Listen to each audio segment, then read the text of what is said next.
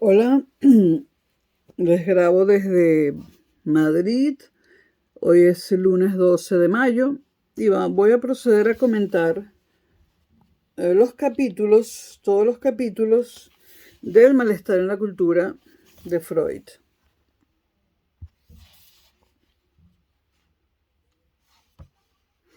Bueno, en el parágrafo, no son capítulos, son parágrafos. En el parágrafo 1, pues habla Freud. Bueno, El malestar en la cultura fue publicado en 1930, hace casi un siglo, ¿no? Bueno, en el parágrafo 1 habla Freud de la religiosidad.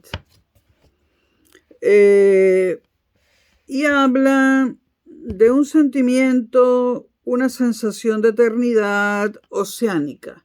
Un sentimiento oceánico que personas que él conoce le han dicho que han sentido ante el hecho religioso, creyentes que él conoce, dicen que ante el hecho religioso han sentido una sensación de eternidad, un sentimiento oceánico que Freud confiesa no haber sentido nunca. Y dice Freud, solo gracias a este sentimiento oceánico podría uno considerarse religioso, aunque se rechazara toda fe y toda ilusión. Mucho más adelante dice Freud que se trataría de un sentimiento de indisoluble comunión, de inseparable pertenencia a la totalidad del mundo exterior. Más adelante él dice que es lícito intentar una explicación psicoanalítica de dicho sentimiento y recalca, psicoanalítica vale decir genética. Dice, en condiciones normales nada nos parece tan seguro y establecido como la sensación de nuestra mismidad, de nuestro propio yo. Ese yo se nos presenta como algo independiente, unitario, bien desmarcado frente a todo lo demás. Solo la investigación psicoanalítica nos ha enseñado que esta apariencia es engañosa, que por el contrario el yo se continúa hacia adentro, sin límites precisos, con una entidad psíquica inconsciente denominada, o que denominamos ello, y a la cual viene a servir como de fachada, el yo como fachada del ello. Pero por lo menos hacia el exterior, el yo parece mantener sus límites claros y precisos. Recalca Freud que solo estos límites los pierde en un estado que, si bien extraordinario, no puede ser tachado de patológico, y recalca doblemente en la culminación del enamoramiento amenaza esfumarse el límite entre el yo y el objeto. Contra todos los testimonios de sus sentidos, el enamorado afirma que yo y tú son uno y está dispuesto a comportarse como si realmente fuese así. También podría ser trastornado por procesos patológicos, no solo para Freud, sino también para autores como Sartre, ¿no? El enamoramiento, que es algo que va mucho más allá de la necesidad sexual. El enamoramiento es un estado en que el hombre, es decir, el yo, se coloca contra sí mismo y se agrede y se pone en peligro él mismo. Esto lo hemos leído en Freud, lo leeremos en Sartre y en muchísimos otros autores. Sigo con Freud. Él dice que ese sentimiento del enamoramiento no tiene por qué ser patológico, pero podría trastornarse y volverse patológico. Entonces dice, también el sentimiento yoico, por supuesto, porque el yo está involucrado en el enamoramiento, dice, también el sentimiento yoico está sujeto a trastornos. Y los límites del yo con el mundo exterior no son inmutables. Más adelante habla Freud de la tendencia a disociar del yo cuando pueda convertirse en fuente de displacer, a expulsarlo de sí, a formar un yo puramente hedónico, un yo placiente, enfrentado con un no yo, con una afuera, ajeno y semejante, y amenazante. ¿Qué es lo que está diciendo Freud? Que el yo a veces como mecanismo de defensa retira de ese yo aquello que le produce displacer, pero que tiene que estar integrado en el yo. Si no, hay una patología. Pero a veces hay personas que logran sacar de su yo, por decirlo así, todo aquello que le hace sentir displacer. Y convierten al yo, a la parte con la que se quedan, por decirlo así, en un yo placiente, que no les molesta, ¿no? Ahora esto, y lo digo yo, no es normal, no es la normalidad, porque el yo, es decir, uno debe aprender a vivir con lo bueno y con lo malo. Y además, apartarse del dolor puede muchas veces tener que ver con el dinero. Por ejemplo, si tienes dinero suficiente para no tener que trabajar, evidentemente, si el trabajo que realizabas te molesta, y es así en casi todos los casos, evidentemente el dinero ayuda a que tú te saques de encima el displacer, pero en ese caso no sería patológico, porque tú puedes seguir manteniéndote sin trabajar, porque tienes dinero, de la fuente que sea, ¿no? Ahora, tú renuncias a tu trabajo, no te echas a tu esposo, a tu esposa, dejas de ver a tus hijos y a todo el mundo que te causa displacer, y allí sí es patológico, porque si dejas el trabajo, dejas de pagar tus cuentas, vas a tener problemas con el mundo real y va a haber mucho más displacer que si tú seguías en tu trabajo. Bueno, luego de este comentario personal sigo. Gran parte de lo que se quisiera abandonar por su carácter placentero, de lo que no se quisiera abandonar por su carácter placentero, no pertenece, sin embargo, al yo, sino a los objetos, las fuentes de placer, ¿no? Recíprocamente, muchos sufrimientos de los que uno pretende desembarazarse resultan ser inseparables del yo de procedencia interna. Claro, si los sufrimientos son de procedencia interna, alejarte de las personas que tú crees que te las están proporcionando, pues no te sirve de nada, ¿no? Dice Freud, el hombre aprende a dominar un procedimiento que le permite discernir lo interior, que pertenece al yo, sin duda, y de lo exterior, que es originado en el mundo. Y aquí viene una cosa muy importante, que es que ese procedimiento que le permite al yo discernir lo interior, o sea, o que le permite al sujeto discernir lo interior, que es lo que le pertenece al yo, de lo exterior, a ese procedimiento se le llama el principio de realidad. Si una persona no distingue entre lo interior y lo exterior, está fuera del principio de realidad, lo cual es una patología. Sigo con Freud. La circunstancia de que el yo, al defenderse contra ciertos estímulos displacientes emanados de su interior, aplique los mismos métodos que le sirven contra el displacer de origen externo, habrá de convertirse en origen de importantes trastornos patológicos, que es lo que acabo de decir. Más adelante dice, originalmente el yo lo incluye todo. Originalmente en la niñez.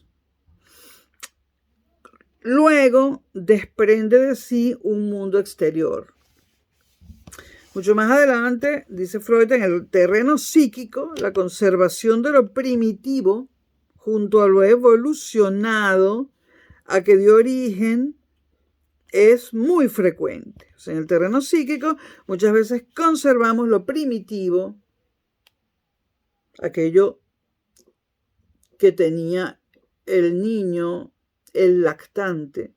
Conservamos lo primitivo junto a lo evolucionado, a lo que ese primitivo dio origen, ¿no? Y eso es frecuente. Más adelante dice, en la vida psíquica nada de lo una vez formado puede desaparecer jamás.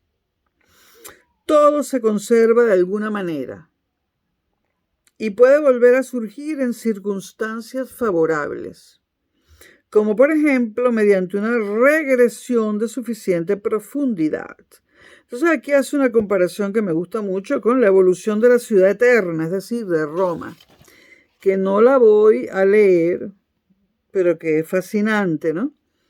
Ocupa las páginas 64 y 65 de esta edición, que ya en el video anterior dije cuál era el año de esta edición y qué número de edición es. Entonces, en las páginas 64 y 65 hace una comparación entre la evolución de la ciudad eterna y la evolución del hombre desde que es niño hasta que es adulto, ¿no? Pero no puedo leer todo esto. En las páginas 64 y 65 de esta edición. Vamos a decir la edición, por si no quieren ver el video anterior. Edición de 2022, Alianza Editorial Madrid. Páginas 64 y 65. Ok. Luego salto a la página 67 de esta edición. Dice Freud, solo en el terreno psíquico es posible esta persistencia de todos los estados previos junto a la forma definitiva. Lo está comparando con Roma. Dice que si tú derribas los edificios de una ciudad, si la destruyes y construyes otra nueva, pues no se conservan los estados previos.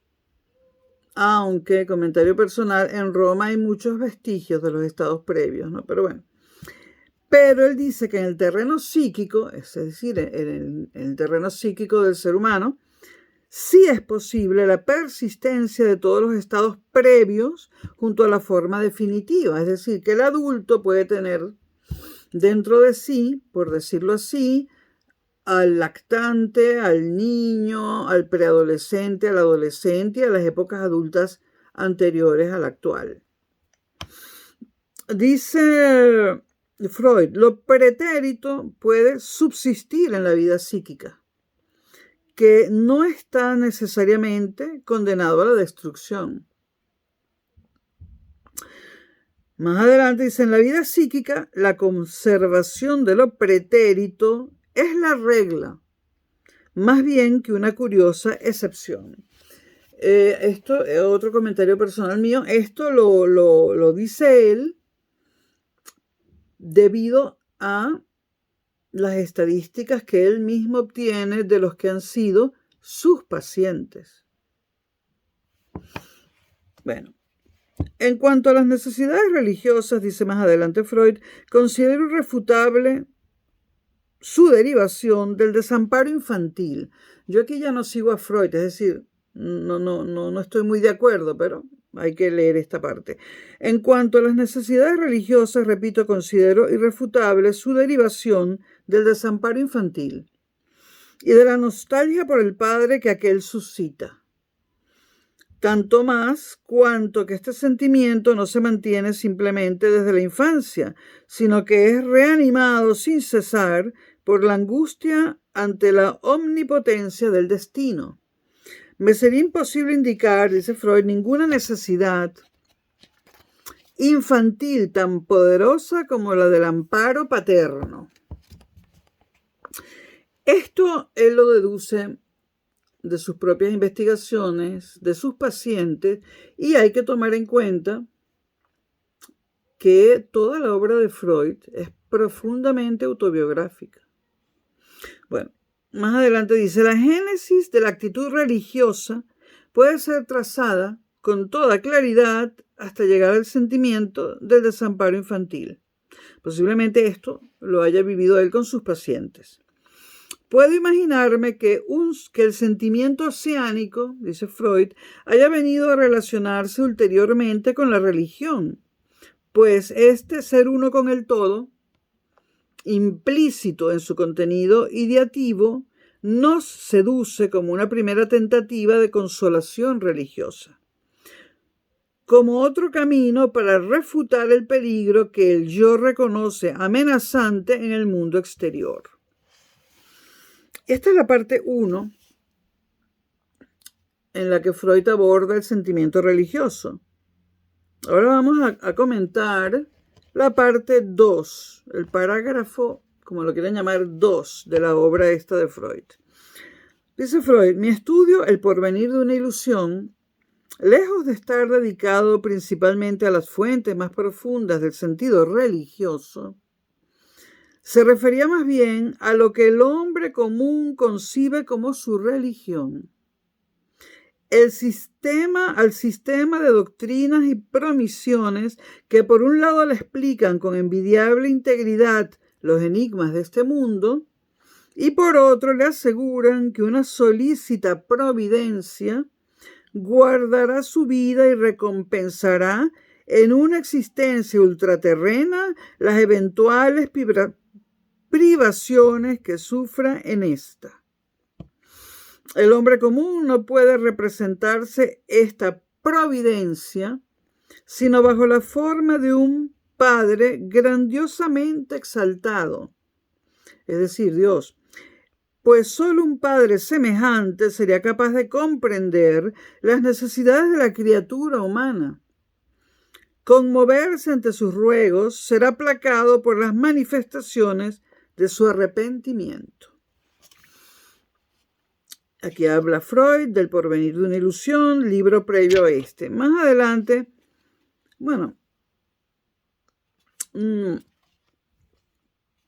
elude a un poeta griego, creo, pero no, griego no, puede que sea medieval. Bueno, no voy a perder tiempo viendo eso, pero voy a recitar este pequeño poema. Quien posee ciencia y arte, también tiene religión. Quien no posee una ni otra, tenga religión. Es decir, si usted no posee ciencia y arte, pues se tendrá que refugiar en la religión. Algo así quiere decir esto, ¿no? Entonces, Freud recalca que ciencia y arte son las dos máximas creaciones del hombre. Más adelante dice Freud, tal como nos ha sido impuesta, la vida nos resulta demasiado pesada. Cabe recalcar que esto fue publicado hace 95 años, casi un siglo, y la vida era más pesada que hoy en día. Bueno, la vida nos resulta demasiado pesada, nos depara excesivos sufrimientos, decepciones, empresas imposibles. Para soportarla no podemos pasarnos sin lenitivos. Más adelante habla Freud de las satisfacciones sustitutivas, por ejemplo, las del arte. Y dice que frente a la realidad son ilusiones, pero no por ello menos eficaces psíquicamente.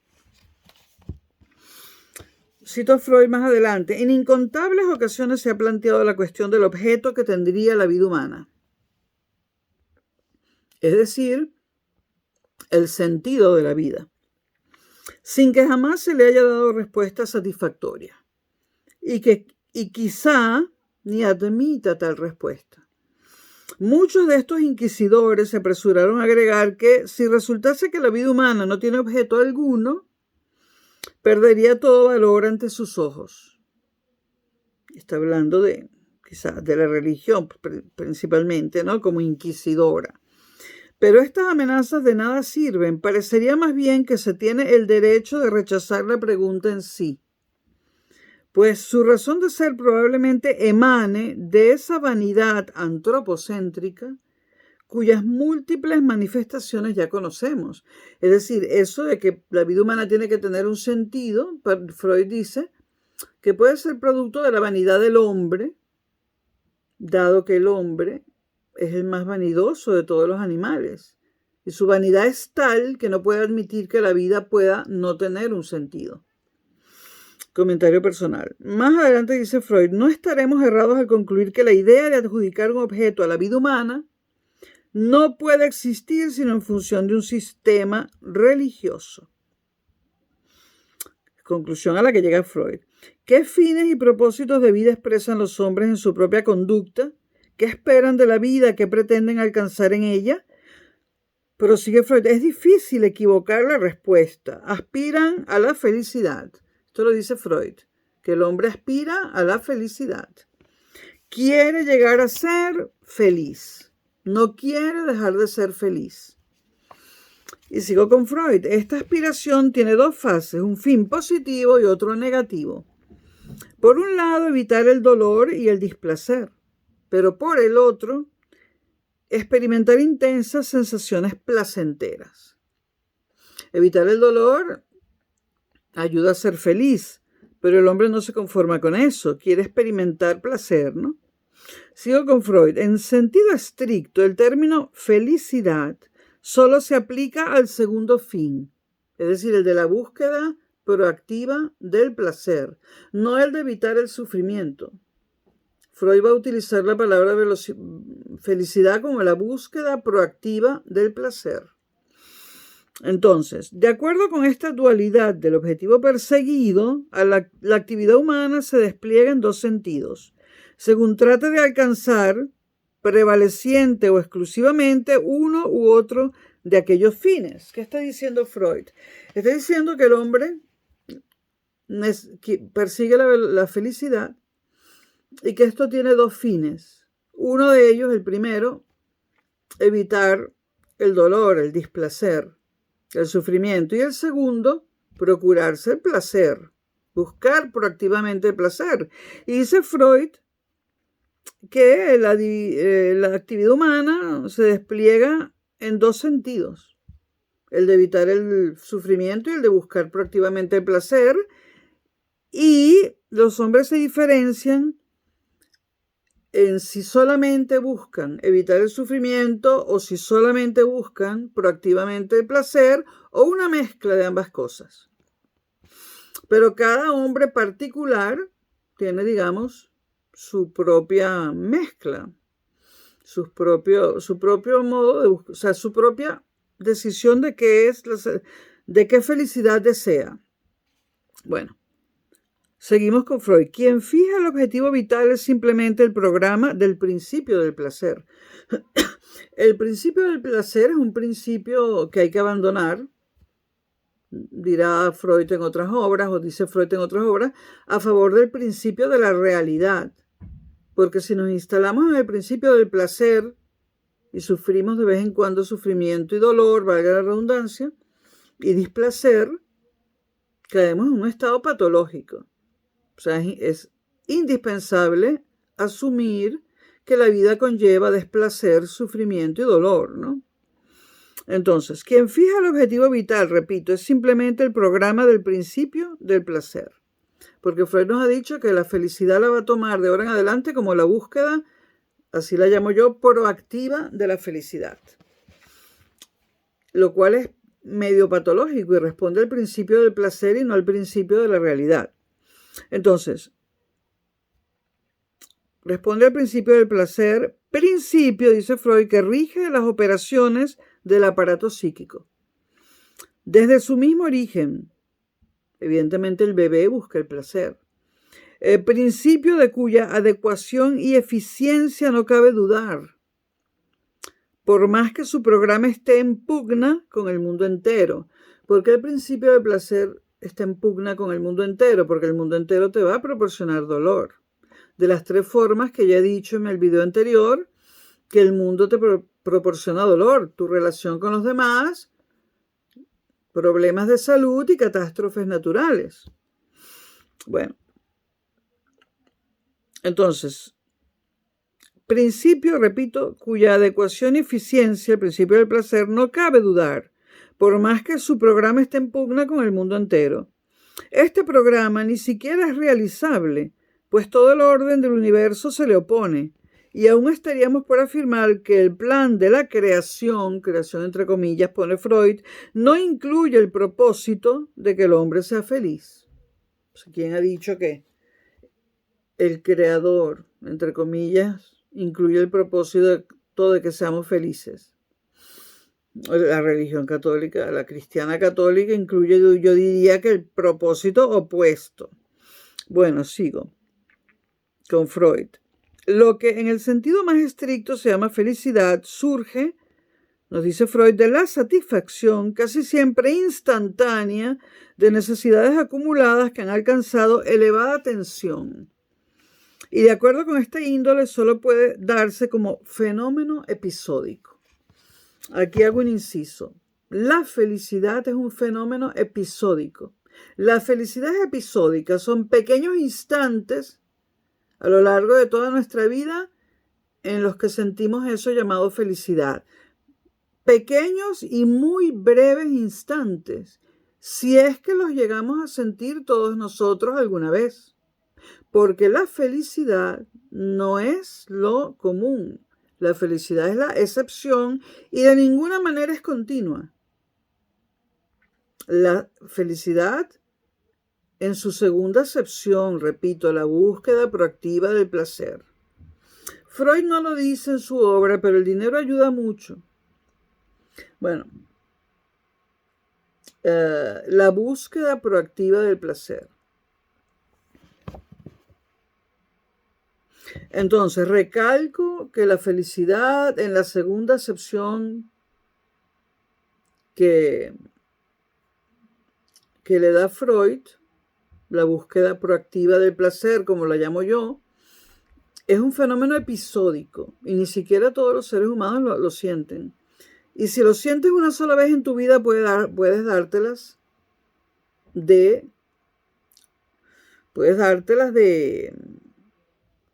de privilegiado. Ahora, esto de la felicidad como fenómeno episódico, lo retoman muchos filósofos posteriores y sobre todo Sartre. Pero bueno, sigo con Freud. Nuestra disposición no nos permite gozar intensamente, sino el contraste. Pero solo en muy escasa medida lo estable. Ahora lo explico así. Nuestras facultades de felicidad están ya limitadas en principio por nuestra propia constitución psíquica y la física también. El dolor físico está en nuestra constitución. En cambio, nos es mucho menos difícil experimentar la desgracia.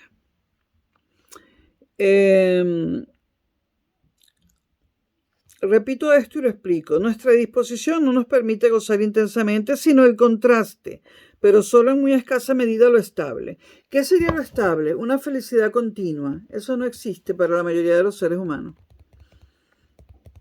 La felicidad es episódica. Entonces, ¿a qué contraste se refiere Freud?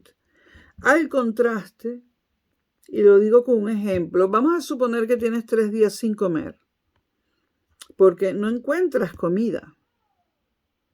Cuando el 4.º día por fin tú comes, sientes una gran felicidad por el contraste de los 3 días que no has comido. Porque si comes regularmente, 3, 4, 5 veces al día, pues la felicidad no es tanta. Estás satisfaciendo una necesidad fisiológica. Pero si tienes 3 días sin comer, el contraste, en el día número 4 que sí comes, te produce una felicidad episódica, porque si vuelves a comer regularmente, ya la comida no es una fuente de felicidad tan grande, ¿no? Termina siendo a la satisfacción de una necesidad fisiológica. Prosigue Freud. El sufrimiento nos amenaza por 3 lados, que yo lo he dicho ya en el anterior video, el del prólogo de Carlos Gómez, ¿no? La felicidad nos amenaza, el sufrimiento nos amenaza por 3 lados, desde el propio cuerpo, que condenado a la decadencia y la aniquilación, ni siquiera puede prescindir de los signos de alarma que representan el dolor y la angustia. Es decir, El cuerpo como fuente de sufrimiento, las enfermedades, la decadencia al pasar de los años, etc. Del mundo exterior, otra fuente de sufrimiento, capaz de encarnizarse en nosotros con fuerzas destructoras omnipotentes e implacables. Por ejemplo, una guerra en la que estemos inmersos, ¿no? Y después, las relaciones con otros, bueno, no, lo de la guerra, perdón, tiene que ver en las relaciones con otros seres humanos. Cuando habla del mundo exterior, capaz de encarnizarse en nosotros con fuerzas destructoras omnipotentes e implacables, está hablando de los fenómenos naturales que pueden causarnos sufrimiento, terremotos, volcanes, etcétera, ¿no? Y después dice, en tercer lugar, las relaciones con otros seres humanos, y es ahí donde se incluye la guerra, ¿no? Pero no es necesario irse hasta la guerra, ¿no? La relación con los otros seres humanos nos produce mucho sufrimiento, sobre todo cuando se trata del amor, ¿no? Comentario mío. Recalca Freud, el sufrimiento que emana de esta última fuente de las relaciones con otros seres humanos, donde está el amor incluido, ¿no? Y la guerra, quizás no sea más doloroso, es decir, más doloroso que una catástrofe natural o que una enfermedad. Porque se supone que no deberíamos, o sea, se supone que hemos construido una sociedad para ayudarnos los unos a los otros, para colaborar y no para destruirnos, ¿no? Bueno, más adelante dice Freud, no nos extrañe pues que bajo la presión de tales posibilidades de sufrimiento, el hombre suele rebajar sus pretensiones de felicidad. Y entre paréntesis pone como por otra parte también el principio del placer se transforma por influencia del mundo exterior en el más modesto principio de la realidad. Entonces, repito, el hombre suele rebajar sus pretensiones de felicidad, dado que hay tanto sufrimiento, ¿no? No nos asombre, dice Freud, que el ser humano ya se estime feliz por el mero hecho de haber escapado a la desgracia, de haber sobrevivido al sufrimiento. En general, la finalidad de evitar el sufrimiento relega a segundo plano la de lograr el placer. Hay gente que no establece relaciones amorosas nunca a lo largo de su vida, porque todos sabemos, aunque nunca hayamos amado, que hay un peligro enorme. Bueno, entonces, la finalidad de evitar el sufrimiento puede relegar a segundo plano la de lograr el placer. Nos dice Freud, las tentativas destinadas a alcanzarlo pueden llevarnos por caminos muy distintos. La satisfacción ilimitada de todas las necesidades nos impone como norma de conducta más tentadora. Pero significa preferir el placer a la prudencia. Y a poco de practicarla se hacen sentir sus consecuencias. Explico, o sea, si comenzamos a satisfacer nuestras necesidades de forma ilimitada, pronto pagaremos las consecuencias.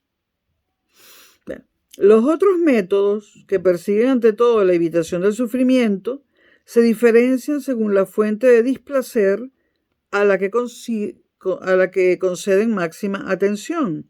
Y más adelante dice Freud, el aislamiento voluntario, el alejamiento de los demás, es el método de protección más inmediato contra el sufrimiento susceptible de originarse en las relaciones humanas.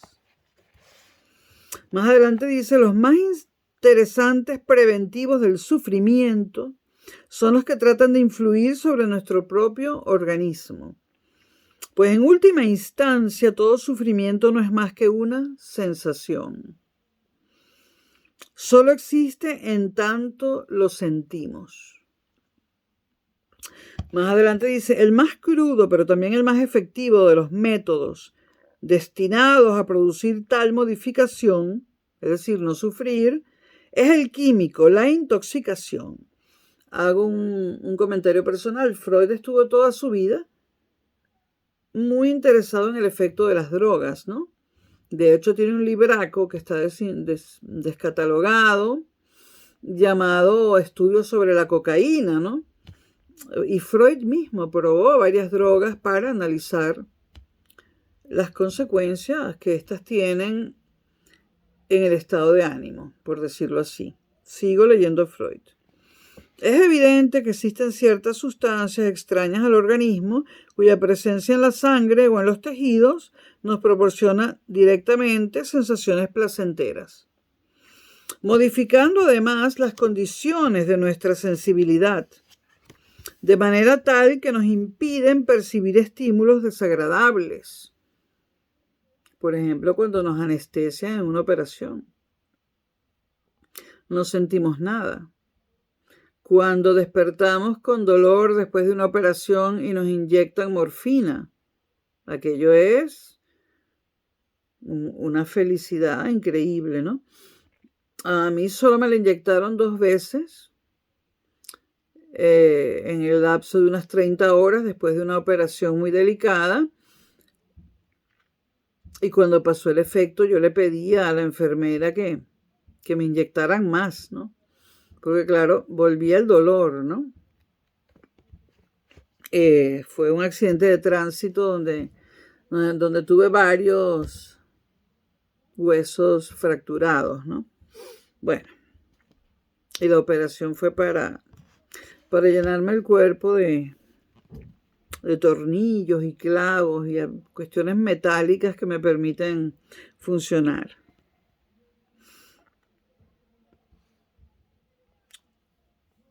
Bueno, repito o no repito. Bueno, ambos efectos, lo de las sustancias extrañas al organismo, ¿no? Bien sea que nos producen satisfacción o que nos impiden sufrir, ambos efectos no solo son simultáneos, sino que también parecen estar íntimamente vinculados. Doy fe con la morfina. No solamente me quitaba el dolor de la operación, y es que era placentero. Bueno, pero en nuestro propio quimismo debe existir asimismo sustancias que cumplen un fin análogo, pues conocemos por lo menos un estado patológico, la manía, dice Freud, en el que se produce semejante conducta, similar a la embriaguez, sin incorporación de droga alguna. También en nuestra vida psíquica normal, la descarga del placer oscila entre la facilitación y la coartación. Y paralelamente disminuye o aumenta la receptividad para el displacer. Es muy lamentable que este cariz tóxico de los procesos mentales se haya sustraído hasta ahora a la investigación científica. Está hablando de la investigación científica de su época, que no veía con buenos ojos investigar los efectos de las drogas. Sigo con Freud. Se atribuye tal carácter benéfico a la acción de los estupefacientes en la lucha por la felicidad y en la prevención de la miseria, que tanto los individuos como los pueblos les han reservado un lugar permanente en su economía libidinal. No solo se les debe el placer inmediato, sino también una muy anhelada medida de independencia frente al mundo exterior. Los hombres saben que con ese quitapenas, entre comillas, estas traducciones, por Dios santo, siempre podrán escapar al peso de la realidad, refugiándose en un mundo propio que ofrezca mejores condiciones para su sensibilidad. Bueno, por eso hay tantos drogadictos, ¿no? También se sabe que es precisamente esta cualidad de los estupefacientes la que entraña su peligro y su nocividad. En ciertas circunstancias aún tienen la culpa de que se disipen estérilmente curiosas magnitudes de energía que podrían ser aplicadas para mejorar la suerte humana. Sigue Freud. La complicada arquitectura de nuestro aparato psíquico también es accesible a toda una serie de otras influencias. La satisfacción de los instintos, precisamente porque implica tal felicidad, se convierte en causa de intenso sufrimiento cuando el mundo exterior nos priva de ella, negándonos la satisfacción de nuestras necesidades. Aquí otra acotación personal. Freud postergó su virginidad hasta el momento de casarse.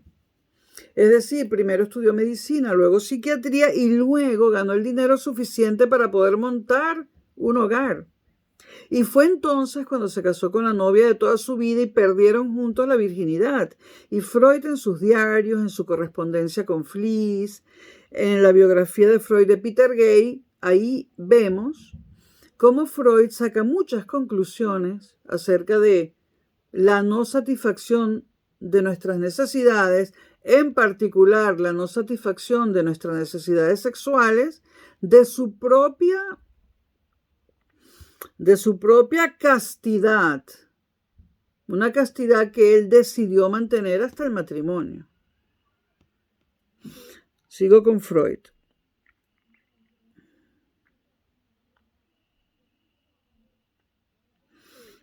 Cabe esperar que al influir sobre estos impulsos instintivos evitaremos buena parte del sufrimiento.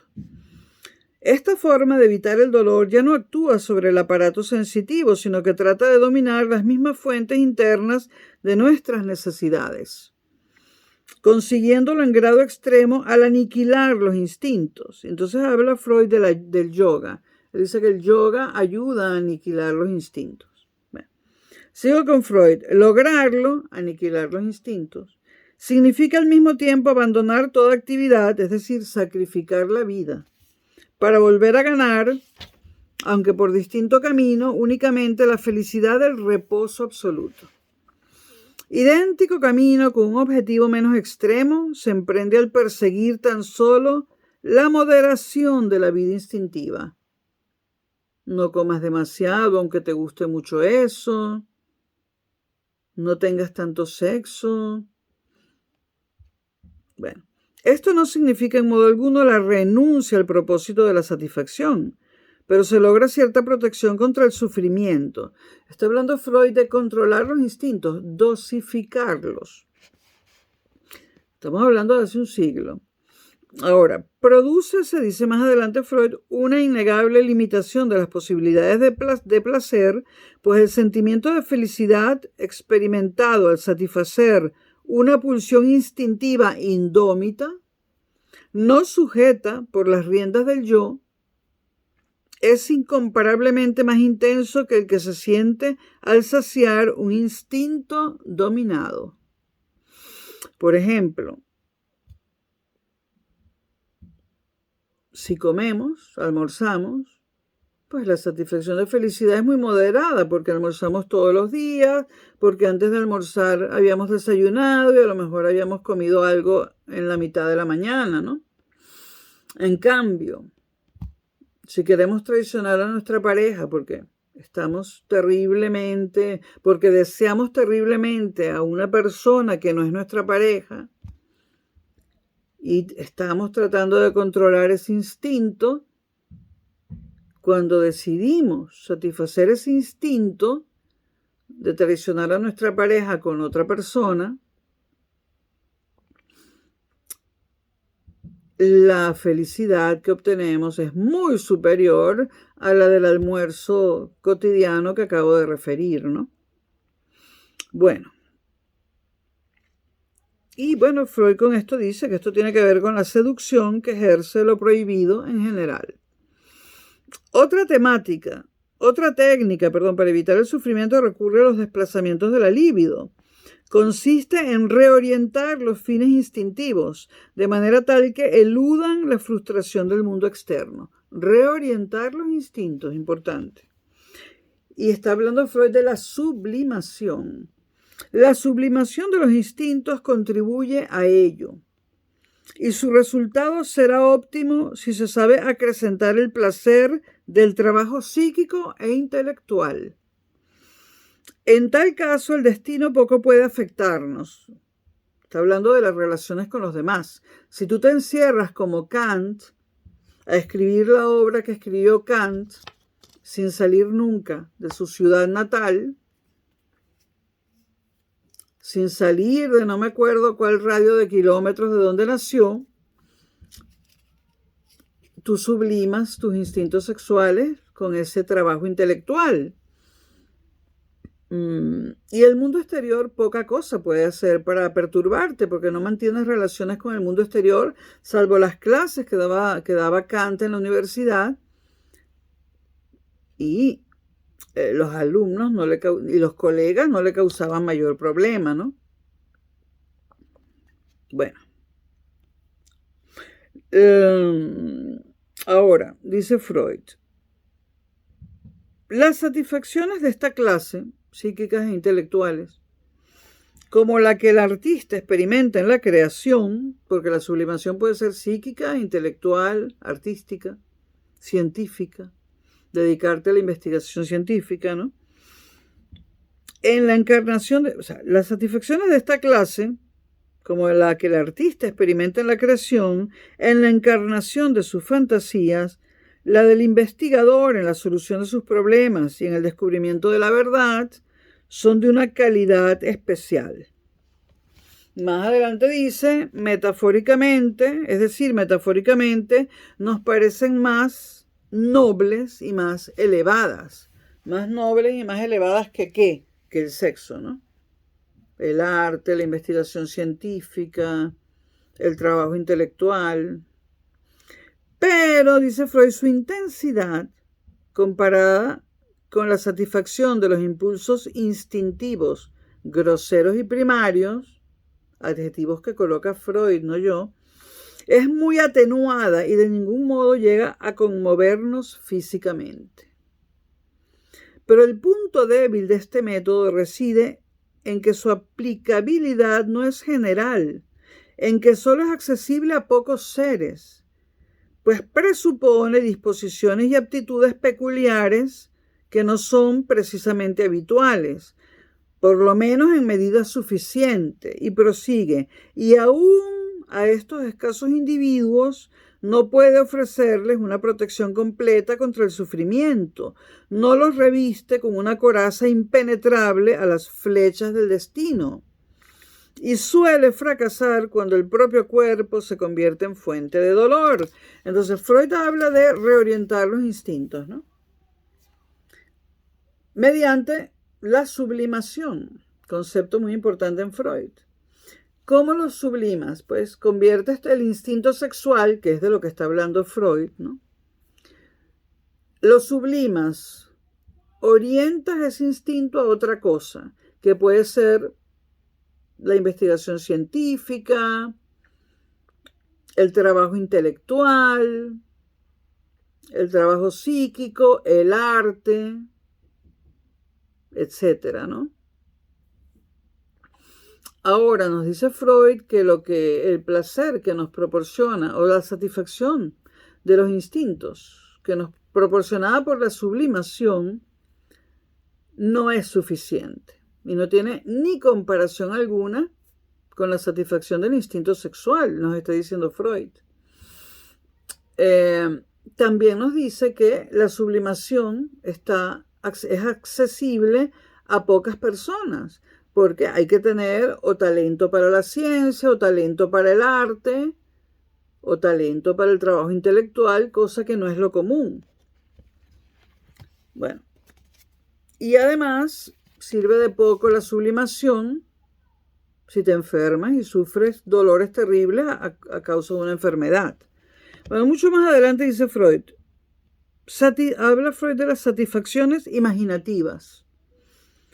El goce de la obra de arte, dice, accesible aún al carente de dotes creadoras, gracias a la mediación del artista.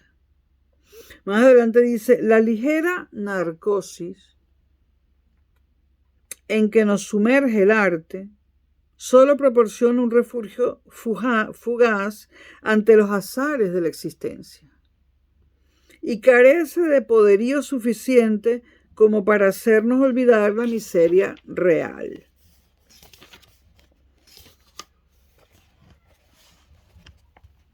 El que ve bueno, yo estoy saltando cosas, no lo quiero decir a cada rato. El que ve en la realidad al único enemigo, fuente de todo sufrimiento, que nos torna intolerable la existencia y con quien es preciso romper toda relación si se pretende ser feliz en algún sentido. O sea, el que ve en la realidad al único enemigo y pretende romper toda relación con él para ser feliz en algún sentido, para Freud ese ser es el ermitaño que vuelve la espalda a este mundo y nada quiere tener que ver con él. Obviamente la salida del ermitaño no es una salida muy satisfactoria ni adecuada que digamos, ¿no? Bueno, dice Freud, pero también se puede ir más lejos, empeñándose en transformarlo, construyendo en su lugar un nuevo mundo, en transformar el mundo, ¿no? Construyendo en su lugar un nuevo mundo en el cual queden eliminados los rasgos más intolerables, sustituidos por otros adecuados a los propios deseos. Quien en desesperada rebeldía adopte este camino hacia la felicidad, generalmente no llegará muy lejos, pues la realidad es la más fuerte. Se convertirá en un loco a quienes pocos ayudarán en la realización de sus delirios. Y más abajo dice Freud, también las religiones de la humanidad deben ser consideradas como semejantes delirios colectivos. Desde luego, ninguno de los que comparten el delirio puede reconocerlo jamás como tal. Es decir, el creyente no reconoce que está bajo un delirio.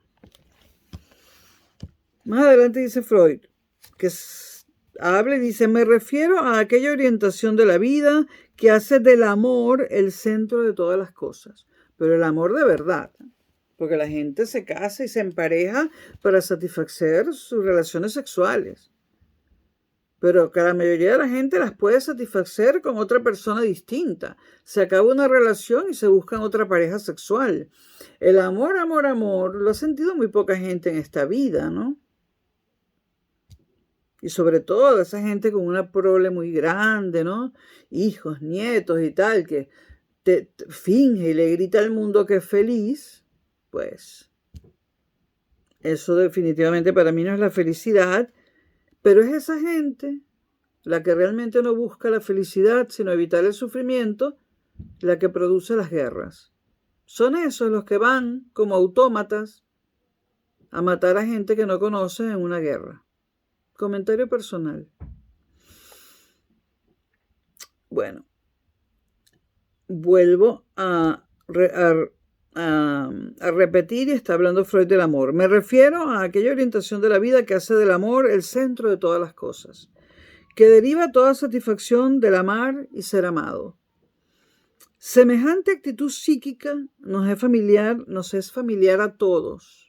Y recalca Freud, una de las formas en que el amor se manifiesta, el amor sexual, y es que Freud tiene una fijación con el sexo, ¿no? Posiblemente porque se mantuvo casto durante demasiado tiempo. En la peor edad para ser casto, que es al final de la adolescencia, en la primera edad adulta, ¿no? Entonces, una de las formas en que el amor se manifiesta, el amor sexual, nos proporciona la experiencia placentera más poderosa y subyugante, estableciendo así el prototipo de nuestras aspiraciones de felicidad. Nada más natural que sigamos buscándola por el mismo camino que nos permitió encontrarla por vez primera. Y es que la primera vez que nos enamoramos es por azar, es por un camino que no hemos buscado. El amor se presenta por primera vez, y no se le presenta a todo el mundo, pero el amor se presenta por primera vez acompañado del amor sexual por un camino que no hemos escogido. Es una sorpresa. Por lo menos eso me pasó a mí y a toda la gente que yo conozco. Se nos presenta como una sorpresa. Pero si ese amor termina, intentamos seguir buscándolo por el mismo camino que se nos presentó la primera vez sorpresivamente. Y ese es un verdadero problema porque ese mismo camino nos va a causar un dolor impresionante. Hay que darse cuenta de que ese primer camino no lo escogimos, que fue el azar el que lo escogió y que posiblemente ese no sea el camino por el cual nosotros debemos buscar el amor. Y esto sobre todo es con los amores prohibidos, ¿no? Pero bueno, sigo con Freud. Y repito, nada más natural que sigamos buscándola por el mismo camino que nos permitió encontrarla por vez primera. El punto débil de esta técnica de vida es demasiado evidente. Y si no fuera así, a nadie se le habría ocurrido abandonar por otro tal camino hacia la felicidad. Y si no fuera así, a nadie se le habría ocurrido abandonar por otro tal camino a la felicidad. Es decir, que mucha gente, la que no cae en patología, busca otro camino distinto al del primer amor. Ese camino del primer amor no lo elegimos nosotros conscientemente, fue un accidente. Ahora, el que insiste en el primer camino cae en una patología. Dice Freud, jamás nos hallamos tan a merced del sufrimiento como cuando amamos. Jamás somos tan desamparadamente infelices como cuando hemos perdido el objeto amado o su amor. Prosigue Freud, cabe agregar aquí el caso interesante de que la felicidad de la vida se busca ante todo en el goce de la belleza. Donde quiera sea accesible a nuestros sentidos y a nuestro juicio. Ya se trate de la belleza en las formas y los gestos humanos, en los objetos de la naturaleza, los paisajes o en las creaciones artísticas y aún científicas. Esa orientación estética de la finalidad vital nos protege escasamente contra los sufrimientos inminentes, pero puede indemnizarnos por muchos pesares sufridos. Y esto que estoy leyendo de Freud es literariamente muy bello, por eso sigo con la cita. El goce de la belleza posee un particular carácter emocional, ligeramente embriagador.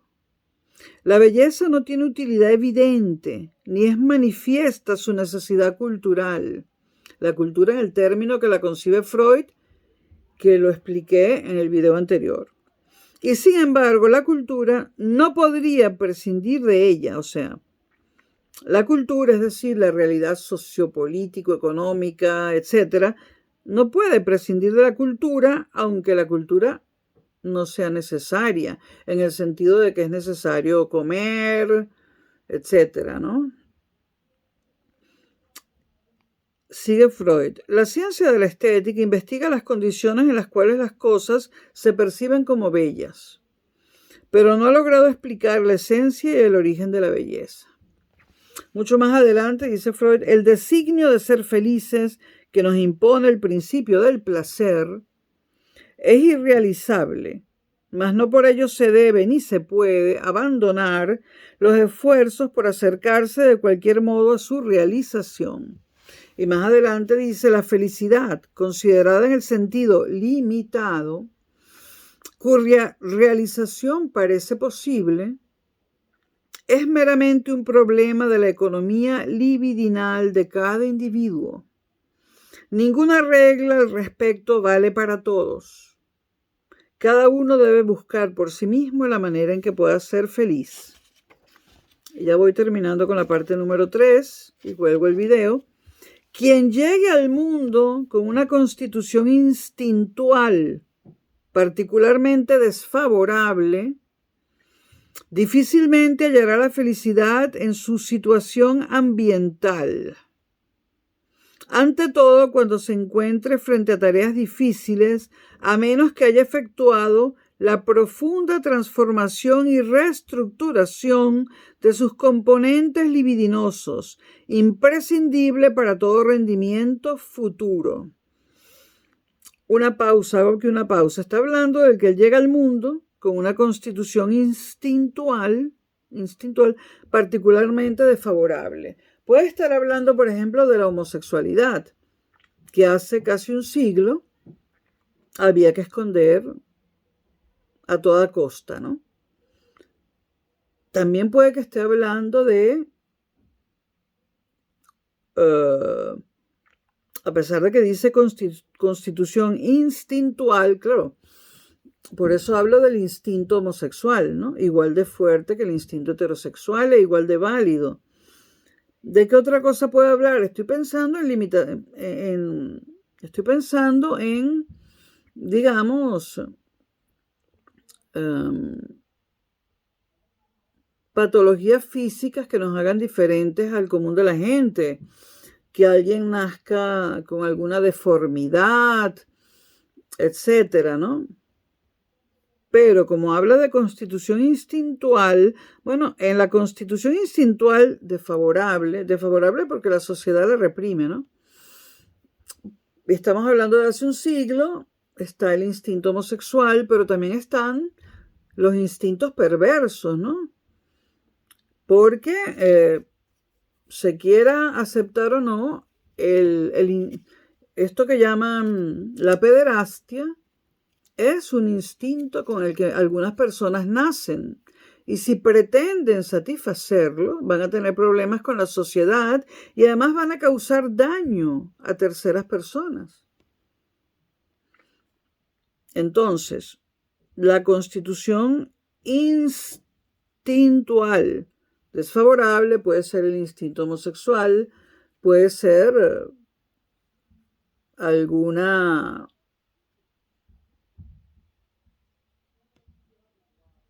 cosa que la sociedad considere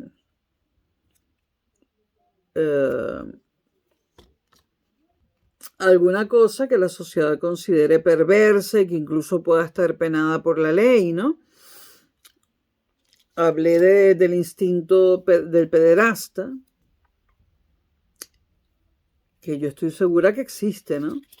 Pero, y esto es un comentario personal, ¿no? Y la mención de la pederastía también no está aquí en en esta parte de la obra de Freud, en estas páginas, está en muchos otros lugares y creo que en este mismo libro también,